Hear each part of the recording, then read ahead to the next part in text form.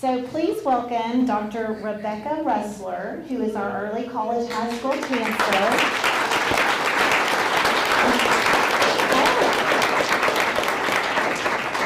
She's going to share a few words about these incredible graduates. And if you guys, you can line up this way and face the crowd.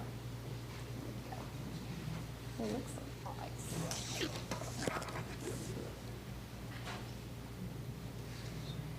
So as Ms. Wade mentioned, you're not just looking at seniors from Greenville High School, but you are looking at college graduates.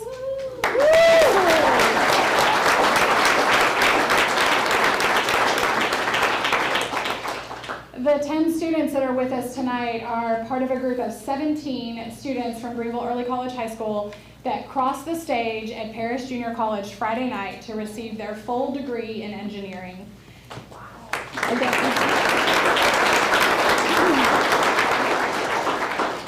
Each of the students standing before you have completed 60 hours of college credit. That college credit includes pre-calculus, Calculus 1, Calculus 2, Calculus 3, differential equations, physics, and the list goes on. So they deserve all the applause.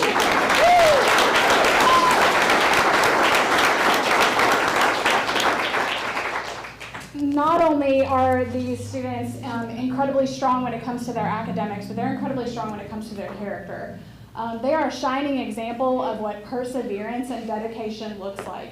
This program is very, very challenging. They have taken more high-level math and science classes than most people ever even knew existed. They have gone through every challenge they've been faced with, COVID included in the middle of some of those classes, and risen to the occasion to earn their degrees. So they are amazing young people that are proud representatives of not just our school district, but our community as well. So I'm going to honor them individually. First of all, we have Damian Ford.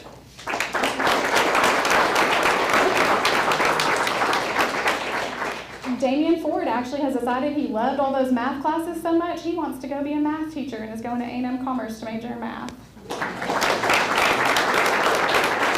Logan Ford.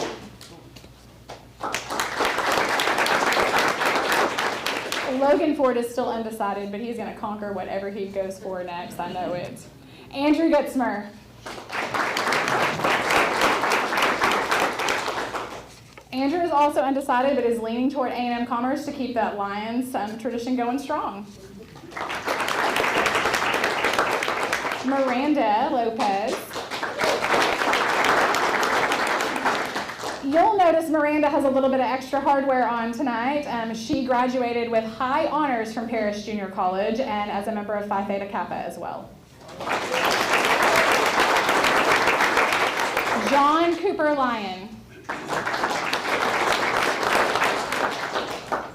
Cooper's also undecided, but I feel very strongly about wherever he's headed next. His level of perseverance is like nothing I've ever seen before, so I know he's going to do incredible things.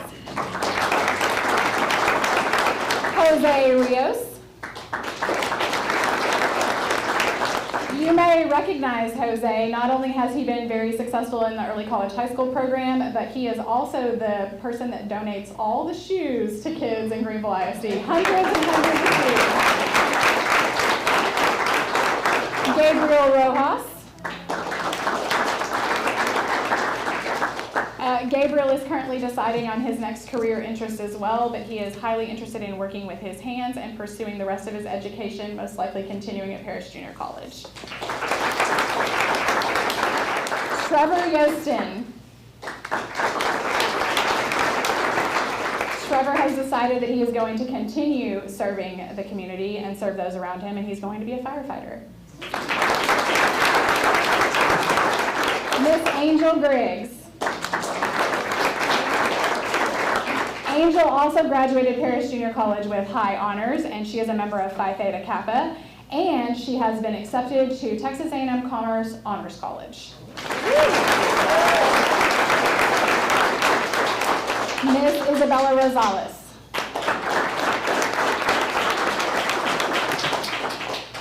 Miss Isabella Rosales is also extremely dedicated. Her hand was one of the first ones in the air when an L3 opportunity came about.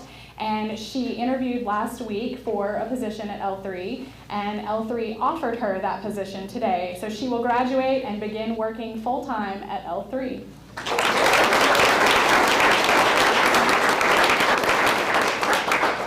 I just want to say thank you to everyone who's here within the community for encouraging these students onward and upward and being a part of the success of our program.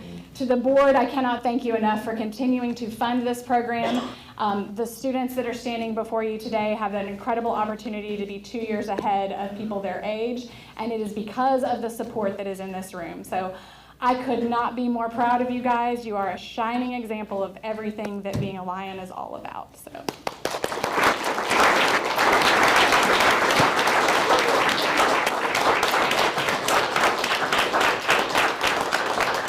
Squeeze in. Squeeze in.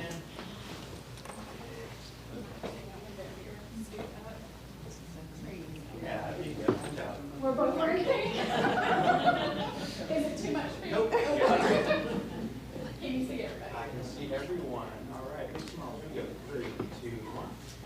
One more. 3, 2, 1.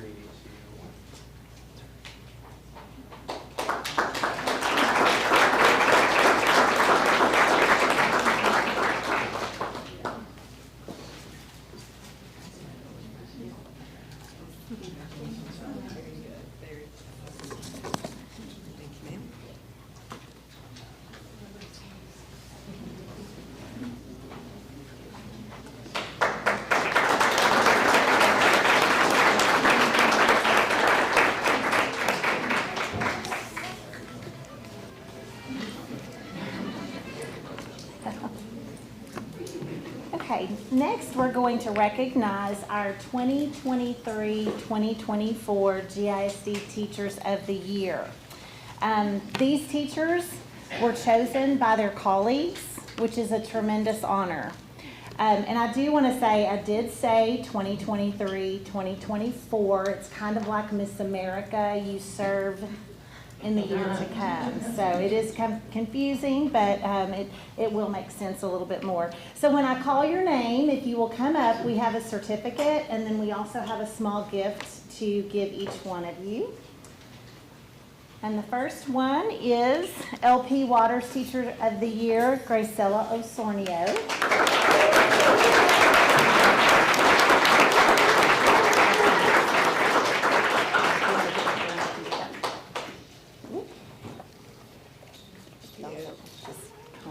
Over there. Bowie Teacher of the Year, Andrea Sanchez Ramirez.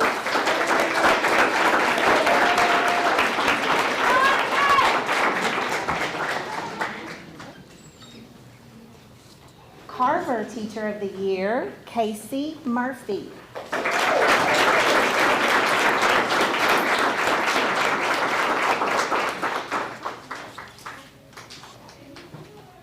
KGJ STEM at Crockett Teacher of the Year, Kelsey Shreen.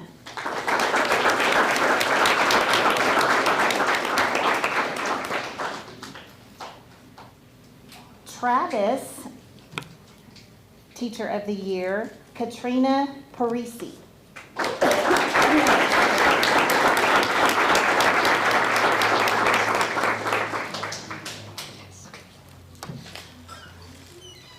Lamar Teacher of the Year, Megan Dudark.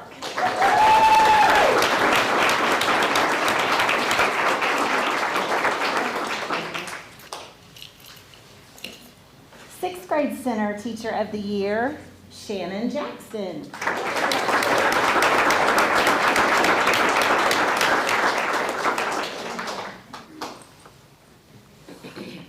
Greenville Middle School Teacher of the Year, Toby Wallace.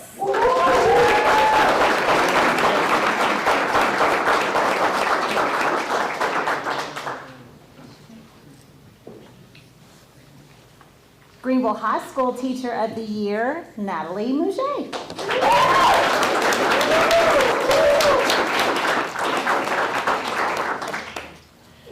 And last but not least, New Horizons High School Teacher of the Year, Barbara McPherson.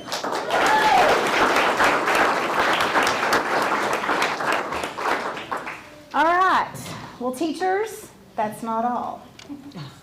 Our friends, I hope they're here and they can hear me say this, but from Red River Credit Union, they're here with us this evening and have another small token of congratulations for each of you.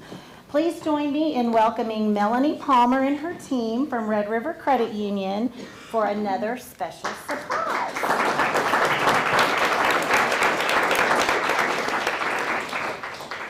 Thank y'all. As Regional Director at RRCU, I am honored to stand before you tonight to recognize the exceptional educators at Greenville ISD. At RRCU, we firmly believe that education is the key to unlocking a brighter future. We value the dedication, passion, and tireless efforts of these incredible teachers who shape young minds every day. Your commitment to excellence inspires us all. Tonight, we present these 10 outstanding teachers with gift cards as a token of our appreciation, but more importantly, as a symbol of our unwavering support for education. Thank you for your incredible contributions to our community. Together, let us continue to empower, uplift, and value education for generations to come. Thank you.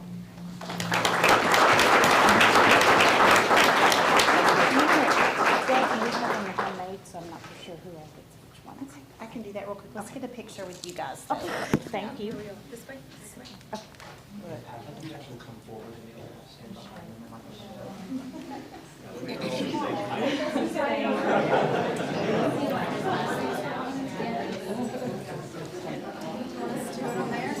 want us to go down there? Sure.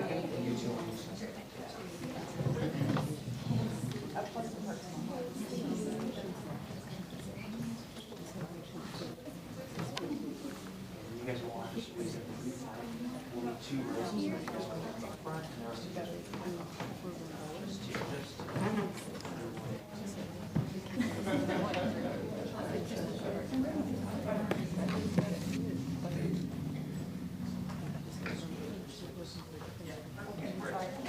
All right, guys, here you go.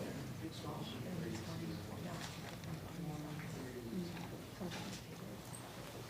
1. Teachers, don't leave because there's more. All right. Thank you. All right, hang on, we got more. All right. Bring my glasses. All right, so there's one more thing. Each of these teachers had to turn in an essay with their educational philosophy, and a selection committee and a resume, and a selection committee reviewed these submissions. And it is my honor this evening to present to you our district elementary and our district secondary teachers of the year. These 2 individuals will now move on to represent GISD at Region 10, as well as the possibility to represent our district at the state level. So, it is my honor to first announce the elementary teacher of the year goes to Megan Dudar.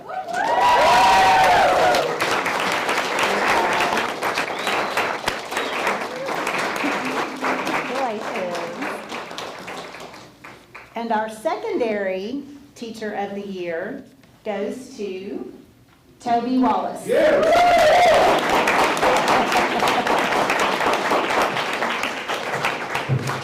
All right, Ms. Booth, I think you have even, or Ms.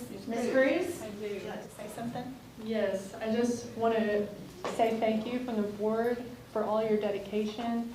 I have personal experience with some of you guys, and then also I hear a lot of amazing things from the community about each and every one of you. So I just want to tell you thank you, and then we're going to present Ms. Dudark and Mr. Wallace a check from our anonymous donor of $500 each.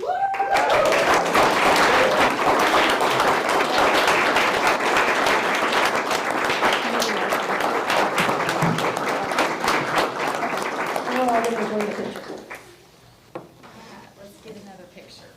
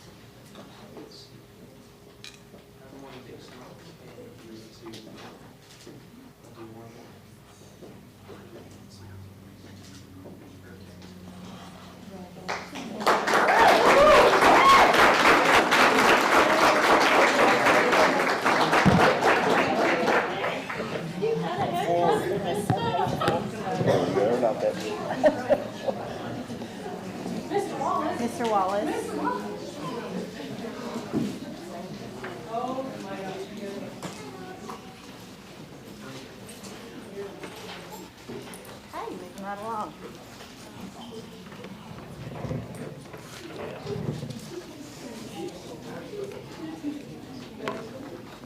All right, tonight we have another special recognition, and to help us present this one, we have Lamar Principal Jennifer Dracos, and she is going to help us with this next award.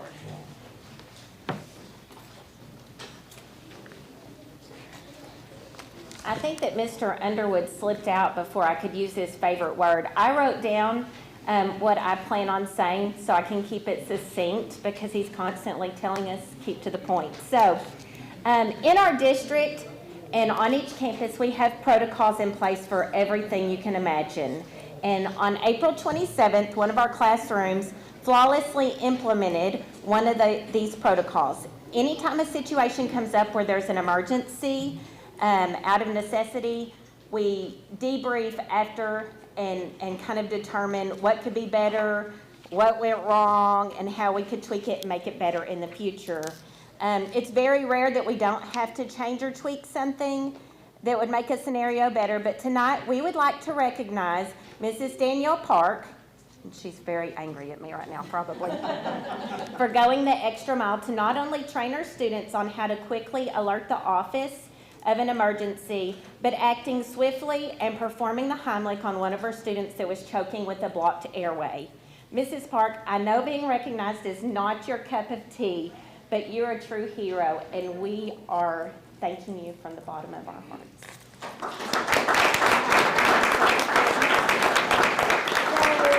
we have a sign that she can put proudly in her yard. We have your certificate, and we also have a t-shirt that says, "My superintendent thinks I'm awesome." So if you want to come up here.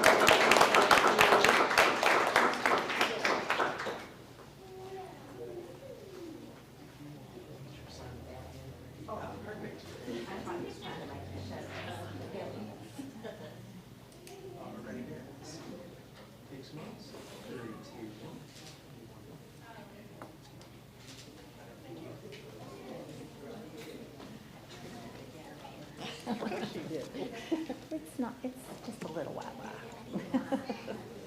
All right. So Greenville ISD is so thankful for our community partnerships. And tonight we would like to recognize and say a special thank you to Hunt Regional Healthcare for the many ways you support Greenville ISD.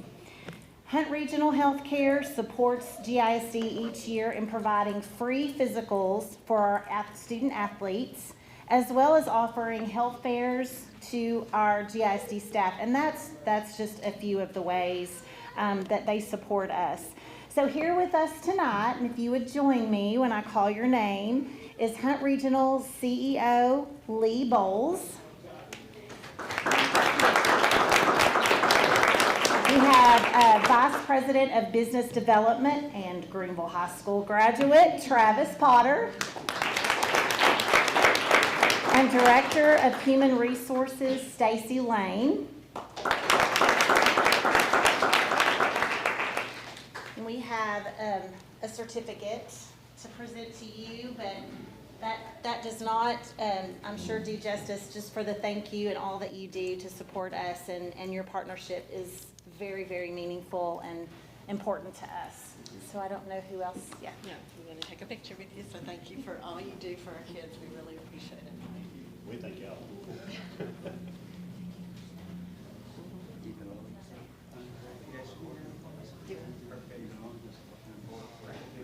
Big smiles. 3, 2, 1.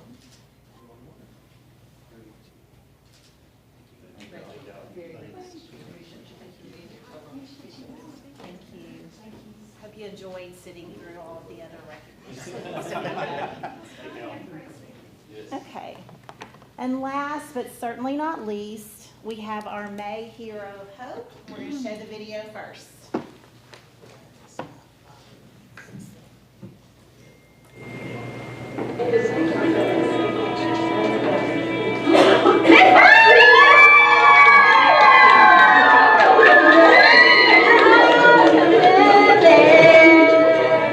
He always pays attention to every student. Want to do their work and I feel like that's what makes him different. He's just an all-around, I'm there for everybody type guy, whether you be student, faculty, non-student. Every time he sees someone artwork, he encourages them to do better and just compliments it and tells you how to fix it. Kids take his class, they get to do amazing things in there, they produce amazing work, and he's just an inspiration to the children. The way he's just so happy with his job, and I see his connections with other students, and it really makes me want to have that connection as well. So now I plan on being an art teacher myself because of Mr. Shiflett. Mr. Shiflett, you have been chosen as May's Hero of Hope.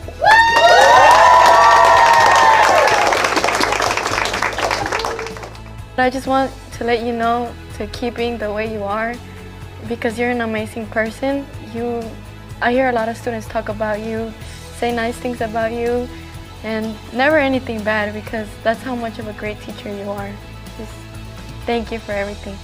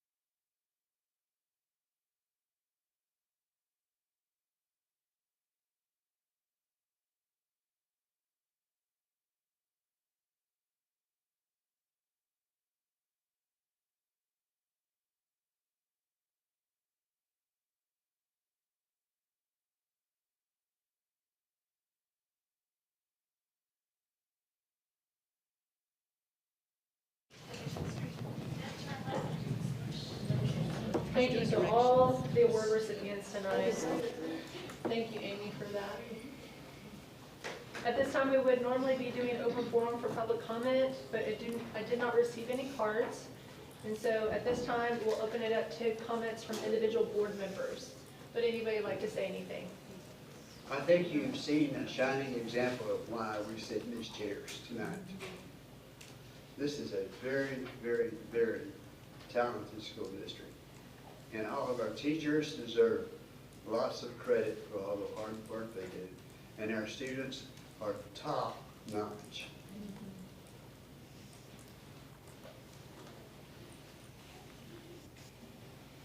President Cruz? Yes, go ahead, Bonnie.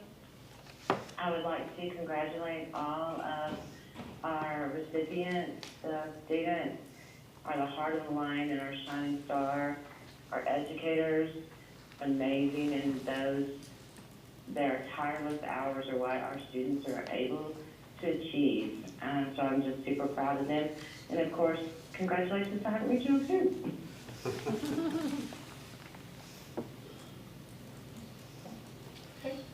Now we will move on to reports and discussion items, the first being finance.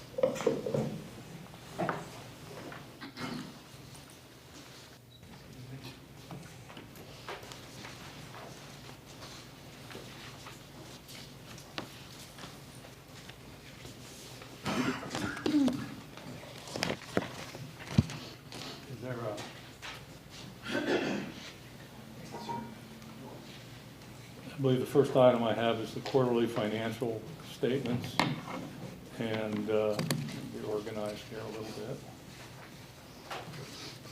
We went through and looked at the quarterly financial statements, and everything is in line with what we have been seeing and what we expected. The revenues are tracking the way we expected.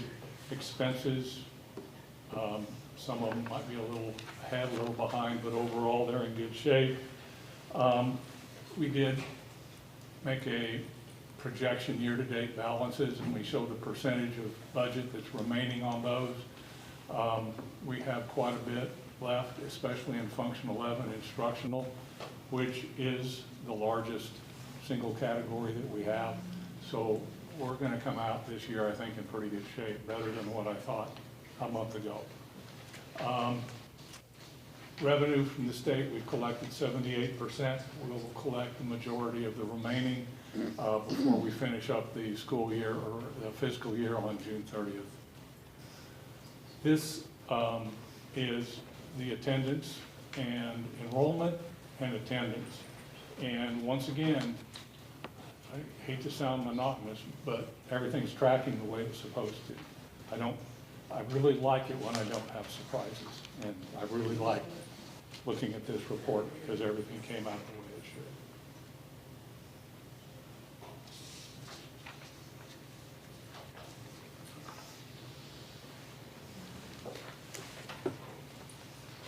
should. And at this time, we would recommend approval of the finance, no. Didn't need approval.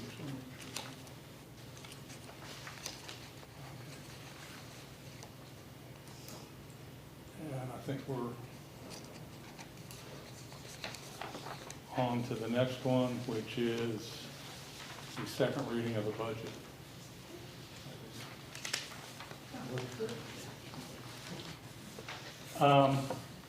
The first 5 or 6 pages were the assumptions and the objectives and the priorities that we set out when we did the first reading of the budget.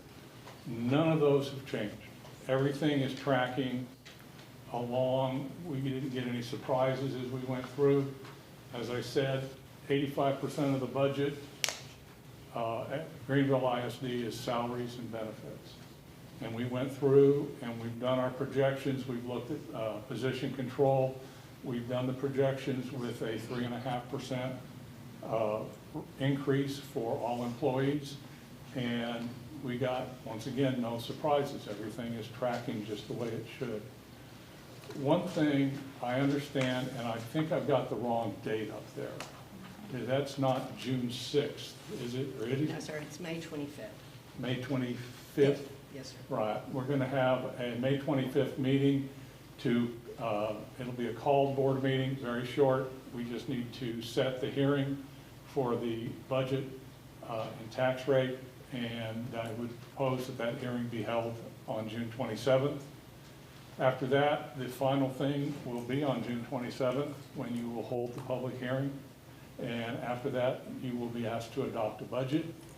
And that will basically be the end of the budget season, unless the legislature decides that they're going to do something.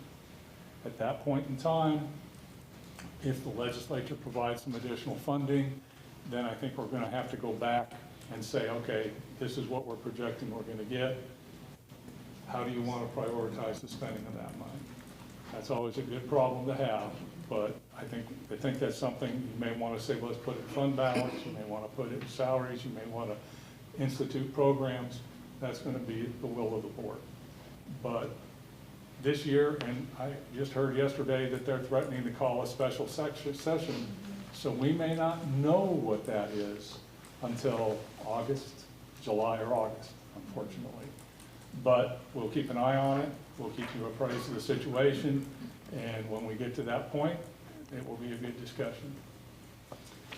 This is the budget for the general fund for the 23-24 fiscal year. We're projecting a total revenue of just over $57 million. That's up a little bit from the current year. Local tax collections we're estimating to be right at about 33.5 million. States about 21.6. So just kind of a recap, local taxpayers are paying well over 50%. In fact, they're paying close to 65% of the load to run this district. Load to run this district falls on the people that live here. So the state, even though they say they're stepping up. You wouldn't know it by the financials here. The expense side comes to $56,830. Right now, I'm projecting we will ask you to approve a budget with a surplus of $252,742. Couple things about this budget. It does include a 3.5% raise for everyone. It also, if you look at the fourth line from the bottom, debt service, $745,000, that assumed the issuance of the maintenance tax notes, as was presented in the last meeting. So that $745,000 is the existing debt that the district has, which is about $300,000, and another $450,000 that would be the interest only for the first 3 years on a maintenance tax note. Everything else is pretty much standard, nothing really out of the ordinary. The changes are almost exclusively due to payroll.